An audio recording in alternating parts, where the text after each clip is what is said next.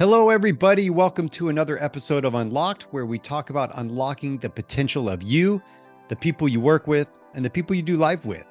At the time of this recording, I'm offering all of you, yes, my lovely listeners, a free 15-minute communication coaching call. You come with some kind of communication problem, and I give you a solution. My calendar link is in the show notes, so check that out.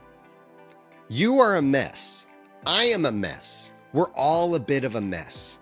And it feels kind of good to say that because we are. It's the reality of things. They call it the messy middle for a reason. Life is messy. Starting a business is, and being in the middle of a business is messy. Being in the middle of a project is messy. The beginning starts out all clean and neat. The end is usually clean and neat. We hope it is. We can relate it to life. Birth, pretty simple. Death, pretty simple. The middle is a total mess. And when we embrace that messiness, we will be so free to then be who we were designed to be. And that's core of what we talk about today. Valerie Garcia is a sought after speaker, coach, and consultant. She has led thousands of people through keynote presentations, workshops, globally, working with some of the world's best known brands. With over 20 years of experience in the corporate world and nearly a decade as an entrepreneur, Valerie gets it. She is well acquainted with the messy parts of life and leadership and passionate about helping organizations celebrate change and move from fear to forward. Val just doesn't talk about bravery. She knows it firsthand and what it means to do it scared. Her stories will inspire you to embrace the messy, authentic humanity, becoming a better leader, sales professional, and teammate in the process.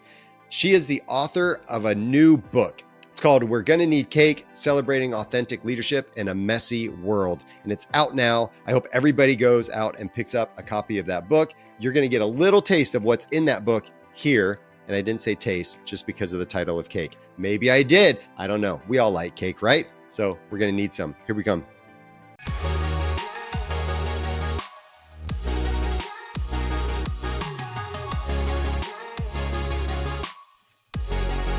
Valerie Garcia. Here we are together today.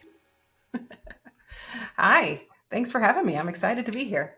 Well, you talk about some cool stuff. And if people go visit your website, they will know what I'm talking about. And I like this whole angle of weird. I come from the brand strategy space, and I did brand for a long time and worked in agency world for a long time.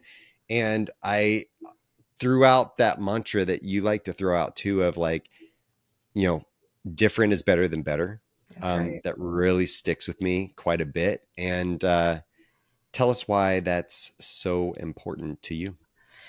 Yeah, well, my first boss, maybe 27 years ago, said something to me that I believed was true for years. He said, if you want to beat your competition, you have to be better than them.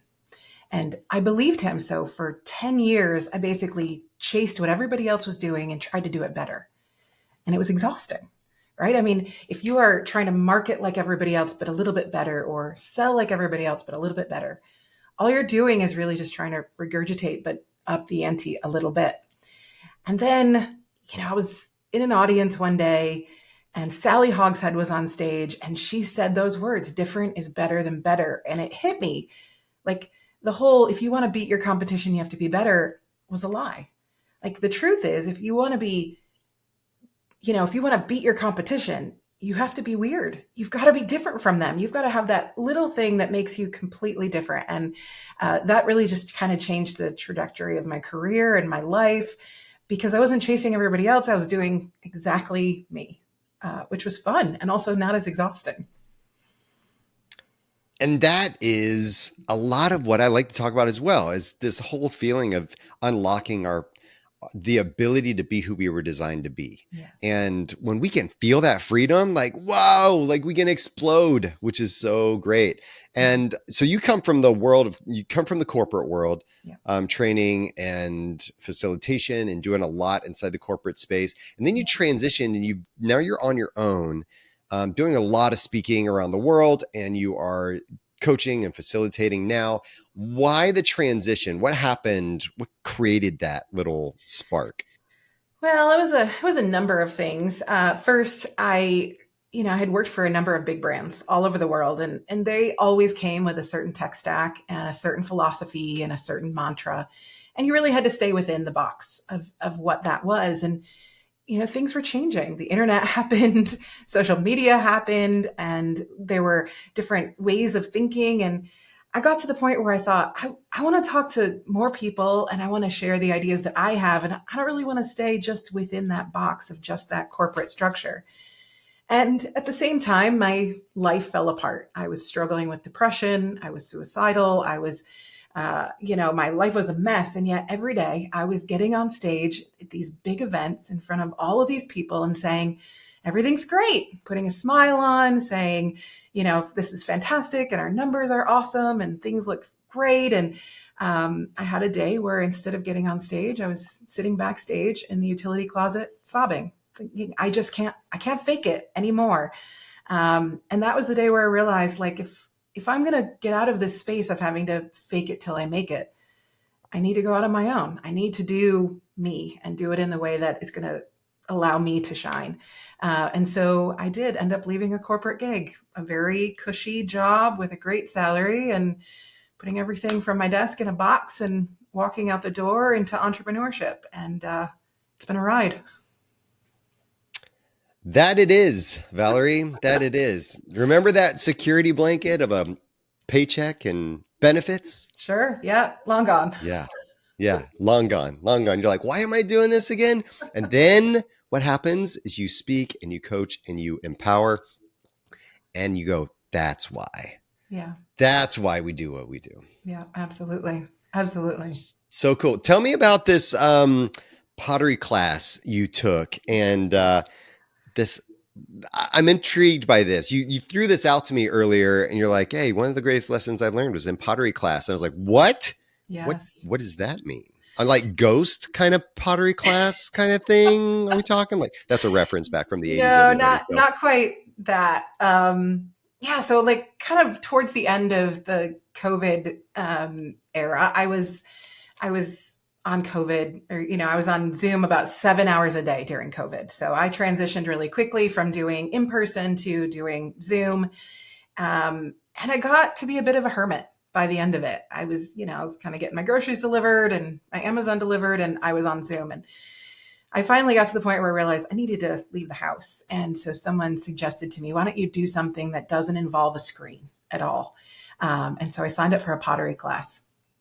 And I've always been very artsy. So I thought, oh, this is going to be no problem, right? I'm going to nail this. I'm going to get in there. I'm going to start throwing bowls the second day. As it turns out, I was terrible at it. I sucked at pottery. And so after the first 8-week class, I went back and signed up for another one. And I signed up for a third one. And by the third class, I remember saying to the instructor, like, I'm never going to get this. I'm never going to, nail these couple of motions that I need to do in order to throw bowls. And she said, I want you to do something for me. I want you to do a speed test. I want you to take 20 minutes and throw as many bowls as you can in that amount of time. I don't want you to pay attention to what anyone around you is doing. I don't want you to think about what you're doing. I just want you to do what you know. And amazingly, after those 20 minutes, I had 5 pretty decent looking bowls. And I said to her, what is the difference? And she said, the difference is when you do what you know, instead of trying to be like everybody else around you, instead of looking at what everybody else is doing, when you simply do what you know, you will succeed. And I realized that a lot of us, we tend to try and do what we think we should do, or we try and look at what everyone else is doing. But if we just do what we know, we will be more successful. And so that's when I learned you can fail, not because you don't know what to do, but because you don't do what you know. Hold on. Say that again. Why do we fail? Not because you don't know what to do, but because we don't do what we know. And for me, it was just the same actions over and over again. And if I stopped thinking about it, I was better at what I was doing. Which was what? I was doing the simple action. So in pottery, you do 4 actions. You cone up and you cone down and you move the walls out and then you pull them up. There's only 4 actions in pottery. And so if you can do those, you can create anything. But instead, what I was doing is I was trying to do what everybody else around me was doing, and they were further ahead in the process. And so when I did what I knew, those 4 simple actions, I was successful. And I think, in leadership and in life, in work, we tend to do that. We tend to look around at what everyone's doing and we get distracted from doing those things that we're already really good at and focusing on those. And that leads to what we call imposter syndrome, I would think. 1,000%. A lot of leaders that I'm talking to as well step into these new roles, and granted, they're looking around at their peers now going, wow, they've been here for a long time and they've been here for a long time. And I admire that person and I look up to that person.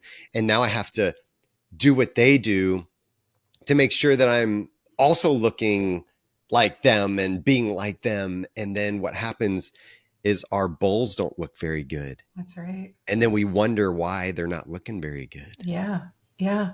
And I think it comes back to the beginning, like, be yourself, be different, be willing to be authentic. And I think when we really lean into what makes us awesome, that's where we shine. What do you say to leaders that believe that they have a unique trait, that they're operating in a way that is in their thing, but maybe upper management or somebody else looks at them and says, yeah, we want you to be different than what you're doing right now, because what you're doing right now is not really working for me. Yeah. And so I need you to kind of shift. I need you to change a little bit. Yeah. When it's not in their kind of, like, they feel like they are in their zone, Wow. So what would you say to a leader who is feeling that from somebody else? Well, I think we all have to allow ourselves to grow. And there are going to be times where we do have to stretch, get out of our comfort zone, try something new. I think if management at any point is saying, don't be yourself, do something else, I want you to change. I don't think that's just in leadership. I think that's in relationships in general. I mean, if you're in a relationship and somebody's saying, hey, I don't like who you are, be somebody else. Like, that's never a healthy space to be in. But in terms of our careers and our leadership, I do think that sometimes we have to allow ourselves to be able to grow, add some of those skills. Once we have those core 4 skills, like we do in pottery, yeah, you've got to add some in. Then we learn to do handles, and then we learn to do glazing. It's the same in leadership. But I also think that there has to be a point where we say, look, I also have to be true to who I am. And I talk about that a lot in terms of authenticity, is that whole idea of fake it till you make it, that whole idea of, be who you're not just to make everybody around you happy. Ultimately, it's never going to make anybody happy. So you've got to figure out how to stay true to those core values, those core tenets, those core parts of who you are while you grow. You're working with a lot of leaders. We see some of this imposter syndrome, or other people making demands on forcing them into these square holes when they're a round peg, and trying to, which creates a lot of tension. Well, I would almost say problems within an organization, can bring resentment and toxicity inside of cultures.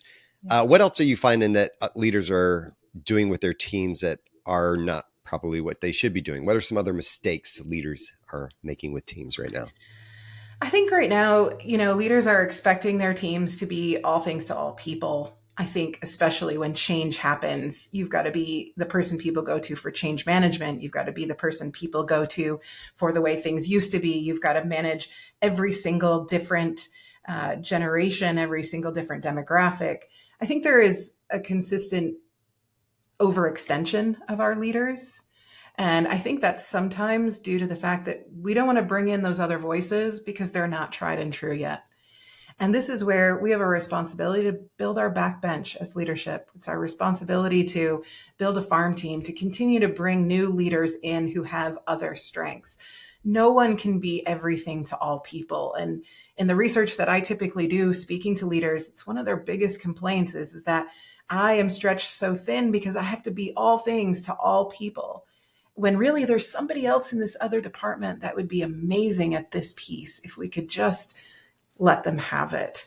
And so my encouragement is always to upper management to build that farm team, that backbench, to bring other voices in.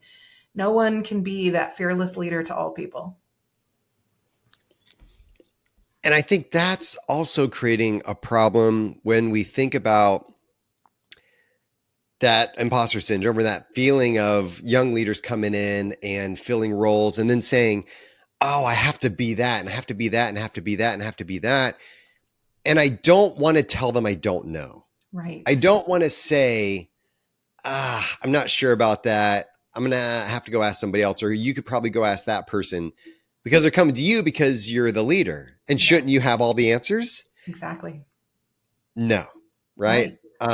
Now it's up to you to remove obstacles and to help them get the answers, or coach them through the answers, or to find a resource for you to get the answer. I mean, there's something there, but I've seen that a lot with also young leaders that come up and they're just like, oh my gosh, I have to have all the answers and I have to be everything to all people, or else I'm not really a leader. Yeah, it's so true. And it's leading to burnout. It's leading to quiet quitting. It's leading to people saying like, this isn't for me anymore.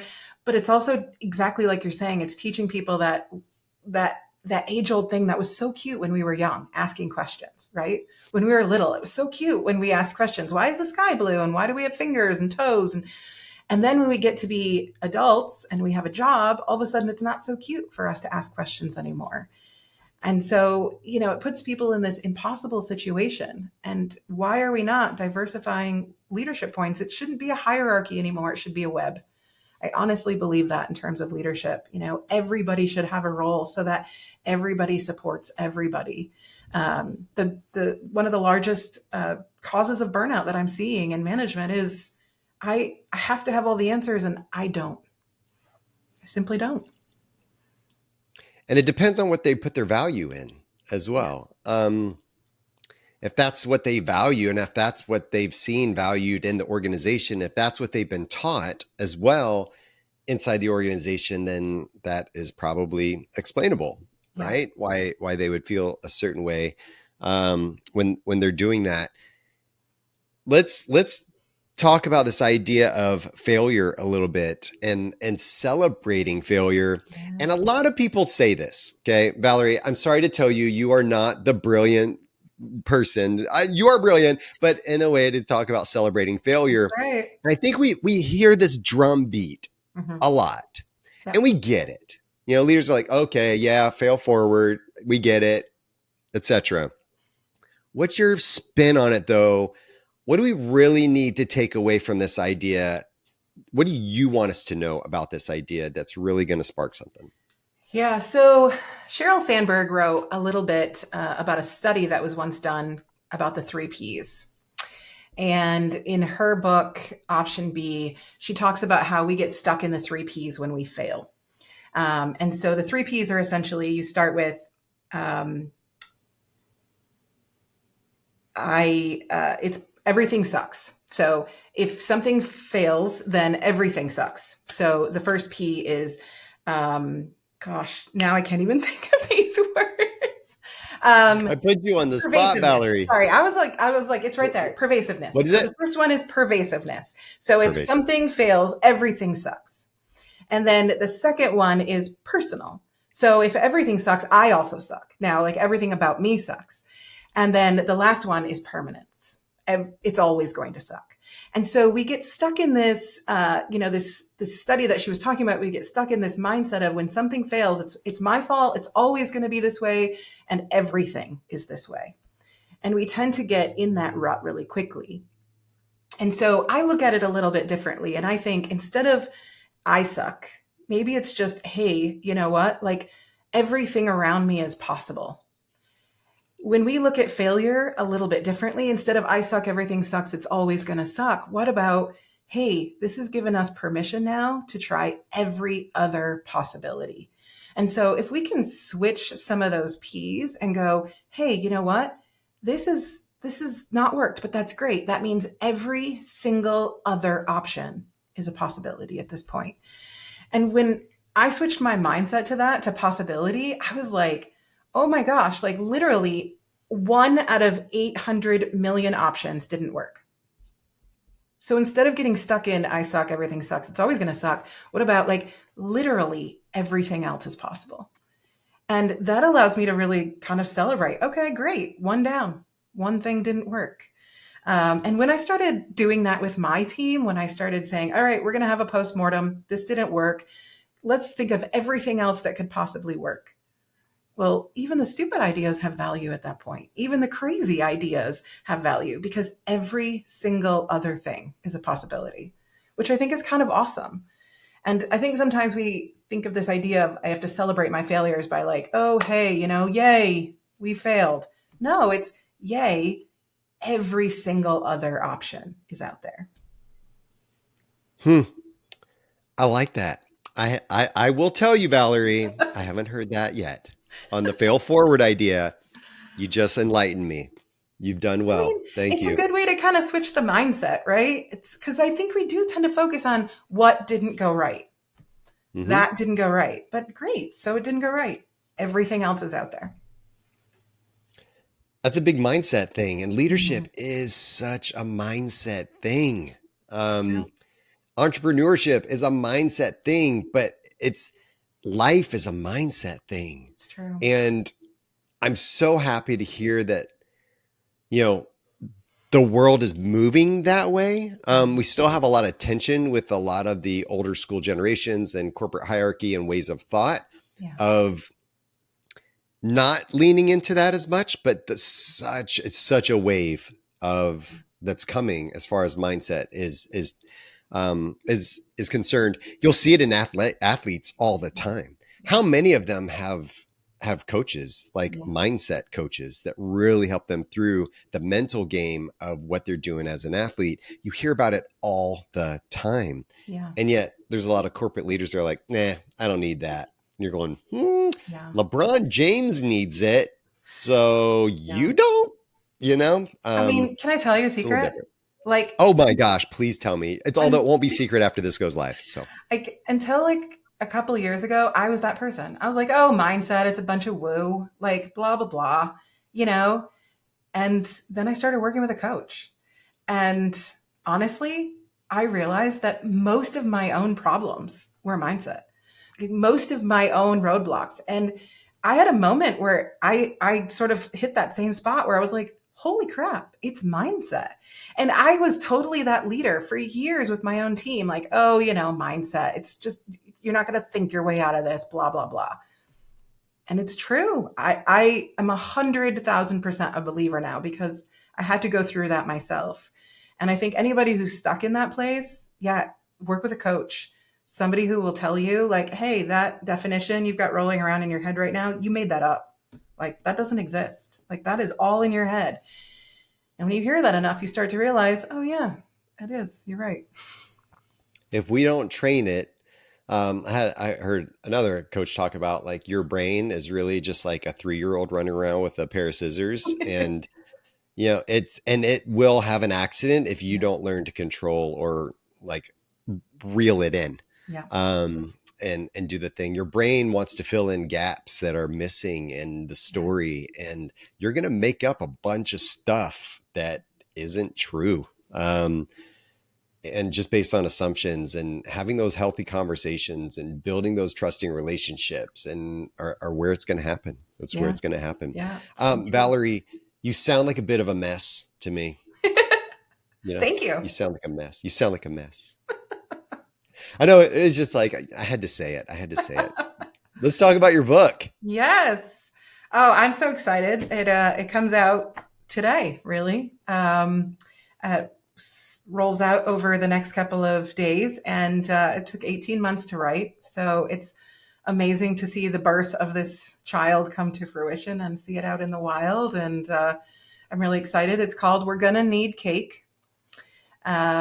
Celebrating authentic leadership in a messy world. And you know what? We are all a mess. Every one of us, we are all a mess.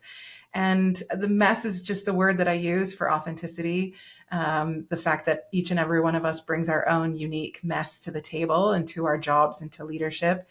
And my goal is to help people embrace that mess and the emotions that come with it. And instead of leaving your emotions at the door, Show up as the messy, unique weirdo that you are, because that is what is going to make you awesome at what you do. How do people respond when you tell them that they're a mess? Most of the time people go, yeah, I know. Thank God. Like, you see it too. I'm not the only one. I get a few people that kind of wrinkle their nose and go, no, no, no. Like, we don't want to be a mess. And I'm like, actually, it's kind of freeing to admit that we are. And when people look at it that way, there are far more people that go, oh yeah, thank God that it's not just me. We're all figuring it out as we go. And even some of the most famous CEOs and people officers that I've spoken to at some of the biggest companies in the world sort of secretly lean in and go, yeah, I'm just figuring it out as I go. Like, I don't have the answers. And, if everybody admitted that, we'd be in such a different space.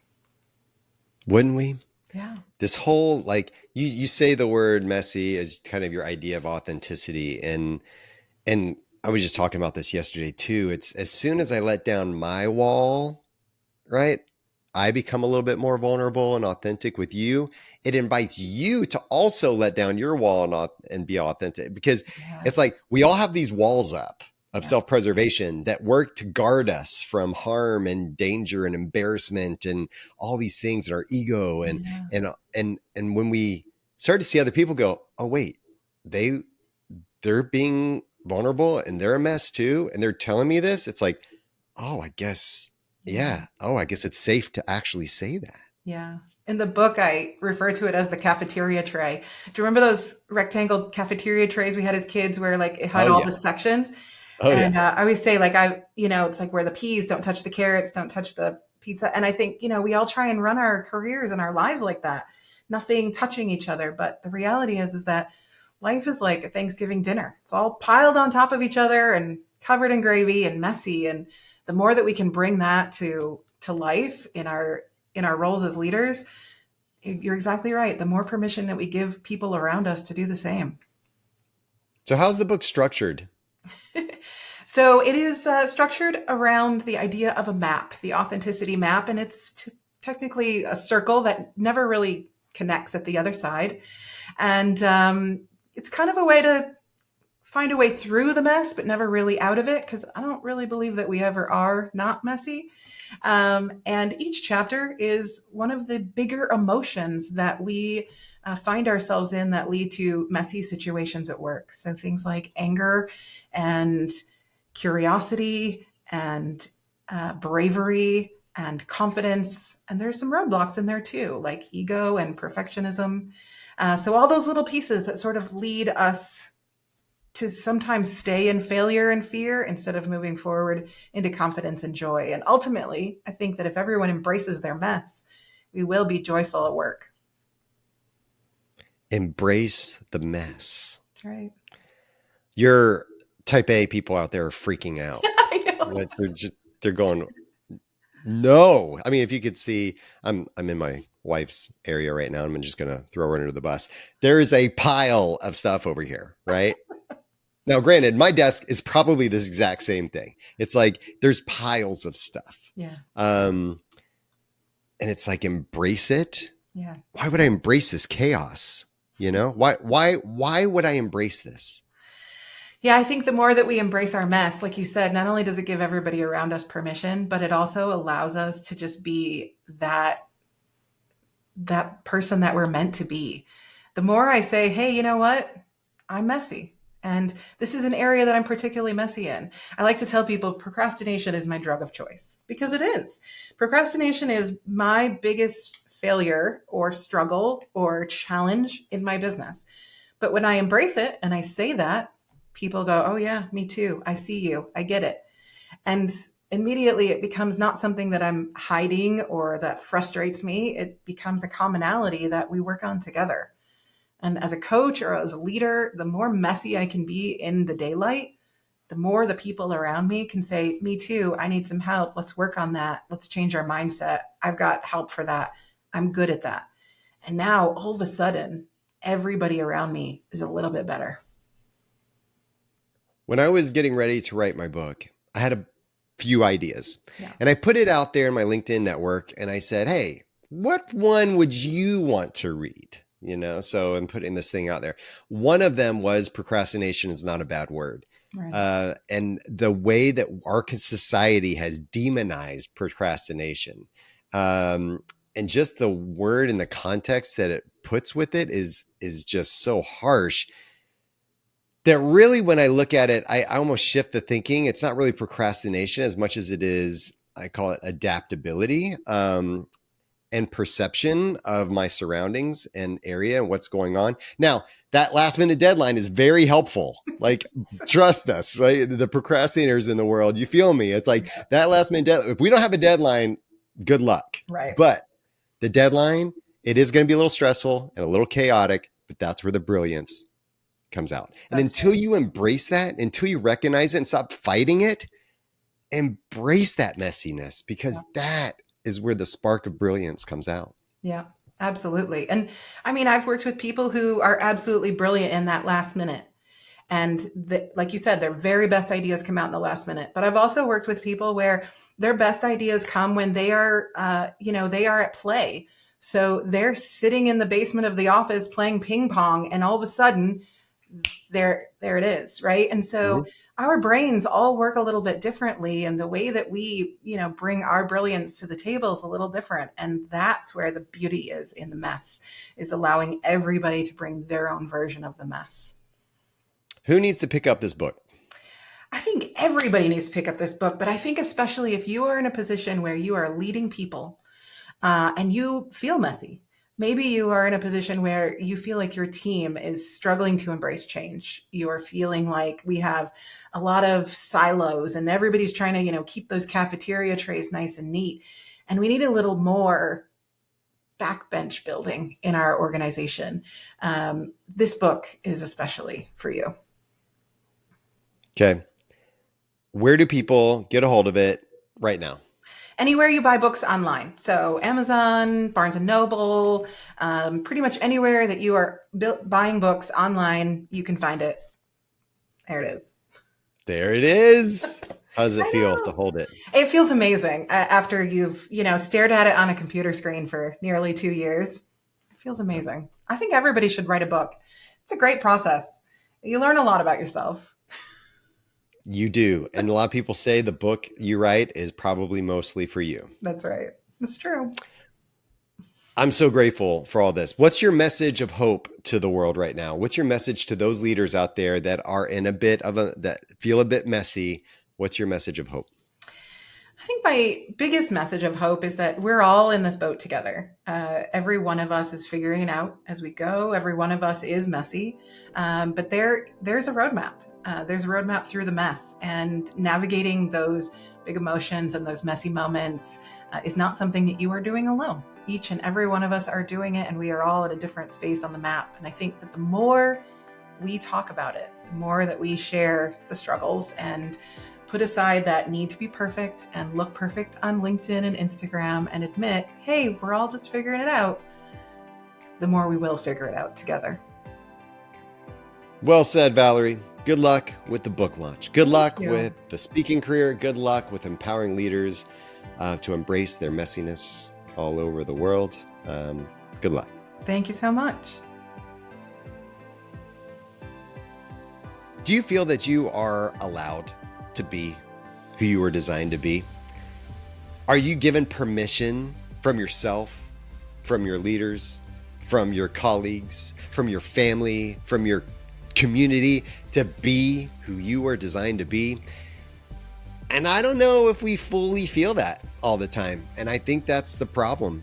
I feel like a lot of us are caged in to this idea of others' perceptions and others' expectations, and we don't fully embrace it, who we were designed to be, and allow that to be exposed because maybe we're afraid of it, we're embarrassed by it, we're scared. And Valerie talked about the importance of being that and allowing that. Some mistakes that leaders are making, this idea of overextending leaders, of pushing leaders, of expecting too much of them, of not building the bench of healthy leadership so that we have that support, that succession planning in place. trying to be everything to everyone all the time. How many of us feel that way? How many of us feel that, I've got to have all the answers. I've got to be this. I've got to do that. And if I don't, then this is going to happen and I might lose my job and that person's not going to respect me anymore. There's all types of things that get in the way. I love the idea of the 3 Ps. Pervasiveness, making it personal and permanent. Everything sucks, which means I guess I suck, which means that it's always just going to suck. And it doesn't have to be that way, right? It doesn't have to be that way. If things break, if things fail, that means there's other possibilities. I get to try other things now because that failed. I get to. That's a really interesting phrase that we now get to say as a result of that failure. We're going to need to implement this idea of the mess. I hope everybody goes out there, grabs that book, support Valerie and what she's doing. She's got a beautiful message. Hire her to speak at your next event. She's got a beautiful message. She's got a beautiful speaking reel, so check that out as well. And I hope that you have gotten something out of this. I know I have. If you want to find out more information about me or check out the show notes where there's going to be more information and links to the things referenced in this episode, visit skotwaldron.com. And lastly, I'm asking for a little bit of love, just a little bit. So please take a moment, follow, rate the show. The algorithms like that. It helps me get the word out. I really appreciate it. Thank you. And until next time, stay unlocked.